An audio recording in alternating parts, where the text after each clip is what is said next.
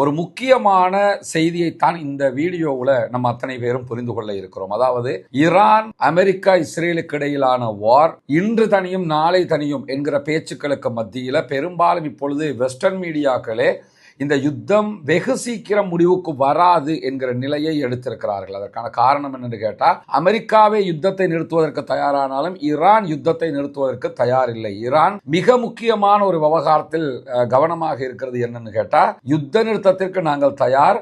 எப்படியான யுத்த நிறுத்தம்னா permanent ceasefire. இனிமேல் இஸ்ரேலோ அமெரிக்காவோ எங்களை நோக்கி எந்த தாக்குதலும் நடத்தக்கூடாது என்று சர்வதேச நாடுகள் எங்களுக்கு உத்தரவாதம் தர வேண்டும். ஏன்னா நாங்கள் பேச்சுவார்த்தை நடத்திக்கிட்டே இருக்கும்போது தான் எங்கள் மேலே அட்டாக் பண்ணுறாங்க.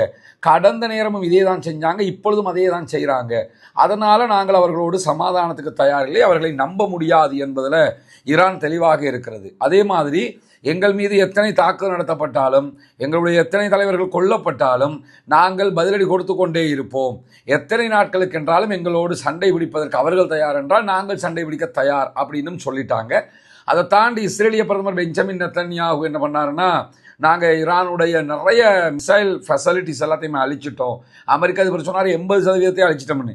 இவர் என்ன சொன்னார்னா, அவங்களுக்கு மிசைல் தயாரிக்க முடியாது, மிசைல் ஃபெசிலிட்டிஸ் எல்லாத்தையுமே அழிச்சிட்டோம், நியூக்ளியர் ஃபெசிலிட்டிஸ் எல்லாத்தையுமே அழிச்சிட்டோம் அப்படின்னு சொன்னார். ஆனால் ஈரான் வெளியிட்டிருக்கக்கூடிய அறிவிப்பில் எத்தனை நாட்களுக்கு என்றாலும் தாக்கு பிடிக்கிற அளவுக்கு எங்களிடத்தில் மிசைல் இருக்கிறது, அதை பற்றிய கவலை இஸ்ரேலுக்கு வர வேண்டிய அவசியம் கிடையாது, உங்களை அடிக்கிறதுக்கு நாங்கள் ரெடியாக இருக்கிறோம் அப்படின்ட்டாங்க. இந்த செய்திகள் எல்லாம் தொடர்ந்து பரவிக்கொண்டிருந்த நிலையில தான் இன்றைக்கு அதிகாலை மிக முக்கியமான ஒரு செய்தி வந்திருக்கிறது. தொடர்ந்து வரக்கூடிய எல்லா செய்திகளும் அப்படித்தான் இருக்கிறது. ஏன்னா 2 நாட்களுக்கு முன்பதாக உலகத்திலேயே மிக பயங்கரமான, யாராலும் அடையாளம் காண முடியாத, ஒளிந்து சென்று ரேடாருக்கு மறைந்து சென்று தாக்குதல் நடத்துகிற உலகின் நம்பர் 1 தாக்குதல் விமானம் F-35 விமானங்கள் மீது ஈரான் தாக்குதல் நடத்தியிருந்தது. F-35 விமானம் சுட்டு வீழ்த்தப்பட்டிருந்தது. இது உலகத்துக்கே ஒரு அதிர்ச்சியை கொடுத்துச்சு. ஏன்னா இந்த F-35 வச்சு தான் அமெரிக்கா வல்லரசு என்கிறதையே காட்டிக்கிட்டு இருந்தாங்க. நாங்கள் பாதுகாப்புக்கு வருவோம், சவுதியை பாதுகாப்போம், பஹ்ரைனை பாதுகாப்போம், துபாயை பாதுகாப்போம், குவைத்தை பாதுகாப்போம்லாம் சொல்லிக்கிட்டு இருந்தது இந்த F-35 வச்சு தான். இதை வச்சு தான் காசா மக்களை அழிச்சது, யமனில் குண்டு போட்டது, ஈராக்கில் குண்டு போட்டது, எல்லாமே இதை வச்சுக்கிட்டு தான். அந்த விமானத்தை யாரும் தொட முடியாதுன்னு இருந்த நிலையில் அதை சுட்டு வீழ்த்தியது ஈரான். எனவே F-35 விமானங்களை அடையாளம் கண்டு சுட்டு வீழ்த்துகிற மாபெரும் ஆயுதம் ஒன்று ஈரானிடத்தில் இருக்கிறது என்பது நிரூபணம் ஆகியிருந்தது. அதை தொடர்ந்து ஷாக்குக்கு மேல் ஷாக் கொடுக்குறேன்னு சொல்லுவோம்ல, அது மாதிரி இன்னைக்கு பெருநாள் தினத்தில் இன்னொரு ஷாக்கையும் தந்திருக்கிறாங்க. அது என்ன ஷாக் தந்திருக்கிறாங்கன்னு கேட்டால், டியாகோ கார்சியா தீவுகள் மீது இன்றைக்கு ஈரான் தாக்குதல்களை நடத்தி இருக்கிறது. டியாகோ கார்சியா தீவுகள்ங்கிறது ஈரான்ல இருந்து 4000 கிலோமீட்டர் தொலைவில் இருக்கிறது. ஈரான் தாக்குகிறது அப்படின்னு கேட்டால், தனக்கு மேலே இருக்கக்கூடிய இஸ்ரேலை தாக்குது, தனக்கு இடது பக்கம் இருக்கக்கூடிய கல்ஃப் கண்ட்ரிஸில் இருக்கிற அமெரிக்காவுடைய நிலைகள் மேலே தாக்குதல் நடத்துகிறாங்க. அதே மாதிரி கடலில் இருக்கக்கூடிய கப்பல்கள் மேலே தாக்குதல்களை நடத்துகிறார்கள்.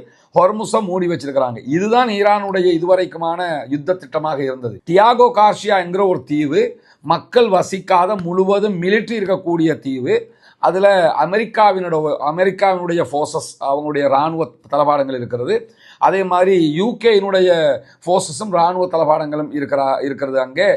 குறிப்பாக சொல்லப்போனால் அமெரிக்காவினுடைய இந்த குண்டுவீச்சு விமானங்கள் F-35, F-16, F-22 இந்த விமானங்கள், B-2 வகையான அந்த பங்கர் பஸ்டர் பாம் போடக்கூடிய விமானங்கள், இந்த மாதிரி விமானங்கள் எல்லாமே எங்கே இருக்குதுன்னு கேட்டால் இந்த டியாகோ கார்சியா தீவுகளில் தான் நிலைநிறுத்தப்பட்டிருக்கிறது. இந்த டியாகோ கார்சியா தீவு ஈரான்ல இருந்து நான் இலங்கைக்கெல்லாம் கீழே, ரொம்ப கீழே இருக்கக்கூடிய, நீங்கள் வரைபடத்தில் பார்க்க முடியும், ஒரு குட்டி தீவு, மக்களே கிடையாது, முழுக்க இராணுவ தளம் தான் இருக்கிறது. இந்த தீவு 4000 கிலோமீட்டர் தொலைவில் இருக்குது. இங்கே ஷாக் என்னன்னு கேட்டால், இவ்வளவு நாளாக ஈரான் சொன்னது 2000 கிலோமீட்டர் வரைக்கும் சென்று தாக்குகிற மிசைல் தான் எங்களிடத்துல இருக்குது. நம்ம வீடியோ எல்லாத்துலையும் நம்ம கூட அதான் சொல்லிக்கிட்டு இருந்தோம்.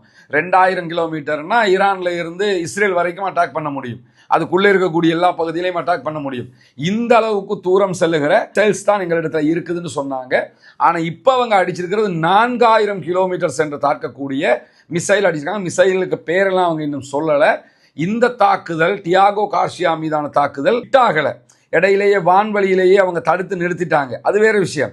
ஆனால் ஈரானால் டியாகோ கார்சியா வரைக்கும் தாக்குதல் நடத்த முடியும் என்பதை நிரூபித்திருக்கிறது. தோஹா கத்தாருக்கான மிக முக்கியமான ஒரு ஆய்வாளருடைய கருத்துக்களை இன்றைக்கு அல் ஜசீரா கோடிட்டு காட்டுகிறார்கள். அதில் அவங்க என்ன சொல்றாங்கன்னு கேட்டால், இந்த டியாகோ கார்சியா மீதான தாக்குதலை பார்க்கும்போது கண்டம் விட்டு கண்டம் பாய்கிற ஏவுகணையும் ஈரானிடத்தில் இருப்பதற்கு நிறைய வாய்ப்பு இருக்கிறது. அதை தாண்டி ஈரானிடத்தில் அமெரிக்கா வரைக்கும் சென்று தாக்குகிற ஏவுகணைகளும் இருப்பதற்கு வாய்ப்பு இருக்கிறது. ஏன்னா நம்ம வீடியோவில் கூட சொல்லியிருந்தோம் என்னன்னா, இடையில வந்த ஒரு தகவல், ஈரான் 10,000 கிலோமீட்டர் வரைக்கும் சென்று தாக்குகிற ஏவுகணைகளை பரிசீலனை செய்து கொண்டிருக்கிறது. பாலிஸ்டிக் மிசைல்களை பரிசீலனை செய்கிறது.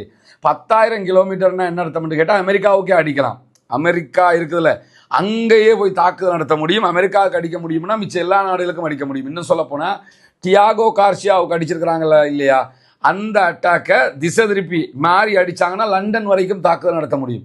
ஏன்னா 4,000 கிலோமீட்டர் வரைக்கும் போகிறத தற்போது வெளிப்படுத்தி இருக்கிறார்கள். அமெரிக்கா வரைக்கும் சென்று தாக்குகிற ஆயுதங்கள் அவர்களிடத்தில் இருக்கக்கூடும் என்கிற அச்சம் தற்போது எழுந்திருக்கிறது. எனவே ஈரான் தற்போது உலக நாடுகளை மிரள வைத்திருக்கிறது. ஆல்ரெடி ஹார்முஸ் நீர்நிலையை மூடி வச்சிருக்கிறாங்க. பாபல் மந்தபை இந்த மூடலை நினைச்சு அவங்க மூடிடுவாங்க. எனவே எல்லா போக்குவரத்தும் ஸ்தம்பித்து போய் நிற்கக்கூடிய நிலையில தான் டியாகோ கார்சியா மேலே அவங்க தாக்குதல் நடத்த மாட்டாங்க, நினைச்சு கூட பார்க்க மாட்டாங்க. அதற்கு எந்த அவங்களோட பலமும் கிடையாது, வளமும் கிடையாது என்று உலக நாடுகள் நினைத்த நேரத்தில் தற்போது டியாகோ கார்சியா இலக்கு வைக்கப்பட்டிருக்கிறது. ஏன்னா ஈரானுடைய ஃபாரின் மினிஸ்டர் இன்னைக்கும் சொல்லியிருக்கிறார், இது எங்க யுத்தமே கிடையாது, நாங்கள் யுத்தத்துக்கு வரவும் இல்லை, நாங்கள் உங்களோட பேசிக்கிட்டு தான் இருந்தோம், பேச்சுவார்த்தை நடத்தும் போது யுத்தத்தை ஆரம்பித்தது நீங்கள், எனவே திருப்பி உங்களை நம்பி பேச்சுவார்த்தைக்கு வர முடியாது. ஃபாரின்ல இருக்கக்கூடிய மற்ற நாடுகள், வெளிநாடுகள், சர்வதேச நாடுகள் பேச்சுவார்த்தைக்கு வாங்க, அமெரிக்கா அந்த உத்தரவாதத்தை தரணும், அந்த உத்தரவாதத்தை நீங்களும் தரணும். திருப்பி அமெரிக்கா அடிச்சதுன்னு சொன்னா நாங்கள் அமெரிக்காவுக்கு மட்டும் அடிக்க மாட்டோம், உங்களுக்கும் சேர்ந்து அடிப்போம். அதுக்கு தான் கேட்குறாங்க. நீங்க வந்து யூகே, யூரோப் நாடுகள் வந்து சொல்லணும், இனிமே அமெரிக்கா உங்களோட சண்டைக்கு வராது, இஸ்ரேல் உங்களோட சண்டைக்கு வராதுன்னு சொல்லிடணும். மீறி சண்டைக்கு வந்தாங்கன்னா நாங்கள் அவங்களுக்கும் அடிப்போம், உங்களுக்கும் அடிப்போம். இந்த யுத்தம்ங்கிறது பாரிய இழப்பை அமெரிக்காவுக்கு கொடுத்து விட்டது. அமெரிக்க அதிபரால் தாக்குப்பிடிக்க முடியாத நிலையை உண்டாக்கி இருக்கிறது. அவர்களுடைய பாரிய விமானம் தாங்கி கப்பல்களான USS Abraham Lincoln, USS Gerald Ford ஆகிய கப்பல்கள் திரும்பி போய்விட்டது. அதே போன்று ஹொர்முஸ் நீர்ப்பரப்பை மொத்தமாக கைப்பற்றி வைத்திருக்கிறது ஈரான். அந்த நீர்ப்பரப்பிலிருந்து நேற்று எந்த கப்பல்களும் வெளியே போகலை. இன்னைக்கு ஜப்பானுடைய ஒரு சில கப்பல்களுக்கும் இந்தியாவினுடைய 2 கப்பல்களுக்கும் அனுமதி கொடுக்கப்பட்டிருக்கிறது என்கிற தகவல்கள் மாத்திரம்தான் வந்திருக்கிறது. வேறு எந்த கப்பல்களுக்கும் அனுமதி கொடுக்கப்படவில்லை. அதனால் மீண்டும் மீண்டும் ஈரானை தாக்குவதற்கு UAE துபாயினுடைய தளங்கள் பயன்படுத்தப்பட்டால் துபாயினுடைய மற்ற பல இடங்களுடைய பெயரை சொல்லி அந்த இடங்களை எல்லாத்தையுமே நாங்கள் தாக்குவோம் என்றெல்லாம் இன்றைக்கு ஈரான் அறிவித்திருக்கிறது. எனவே ஈரானுடைய மறைந்த ஆயத்துல்லா அலி ஹாமனி அவங்க என்ன சொன்னாங்கன்னா, கப்பல், விமானம் தாங்கி கப்பலுங்கிறது உலகத்தில் மிக பிரம்மாண்டமான பயங்கரமான ஆயுதம் தான், அதை நாங்கள் மறுக்கலை. ஆனால் அந்த பிரம்மாண்டமான ஆயுதத்தை தாக்கி அளிக்கிற ஆயுதம் எங்களிடம் இருக்கிறது. அப்போ யார் பெரிய ஆளுன்னு சொல்லி கேட்டார். அதை இப்போ நம்ம உணர்றோம். இதெல்லாம் அவங்க வெளியே சொல்லவே இல்லை. இப்போ தான் எல்லா நாடுகளுக்கும் அச்சம் வருது.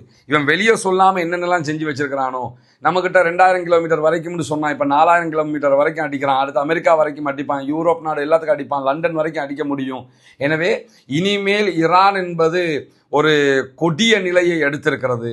அவங்களோட நம்ம மோதிக்கிட்டு இருக்க முடியாது, ஒரு சமாதான நிலைக்கு தான் போகணுங்கிற ஒரு இடத்துக்கு அவர்கள் தள்ளப்பட்டிருக்கிறார்கள். இப்போ ரெட் லைனை தாண்டி எல்லா இடத்துக்கும் அடிக்க ஆரம்பிச்சுட்டாங்க. எனவே ஈரான் தன்னுடைய பலத்தை காட்டிக்கொண்டே இருக்கிறது. இந்த நிமிடம் வரைக்கும் ஈரான் உலக நாடுகளை மிரள வைத்துக் கொண்டிருக்கிறது, மிரட்டி கொண்டிருக்கிறது, உச்சம் தொடுகிற ஒரு நிலையை அடைந்திருக்கிறது. இந்த யுத்தம் இந்த நிலையில் முடிவுறுமாக இருந்தால் மத்திய கிழக்கின் அசைக்க முடியாத ஒரு வல்லரசாக ஈரான் மாறிவிடும். உலக நாடுகள் மத்தியில மும்முனை வல்லரசுக்கான நிலை ஏற்பட்டுவிடும் என்பதையும் நம்ம புரிந்து கொள்ள வேண்டி இருக்கிறது. பொறுத்திருந்து பார்ப்போம் என்னவெல்லாம் நடக்கிறது என்பது.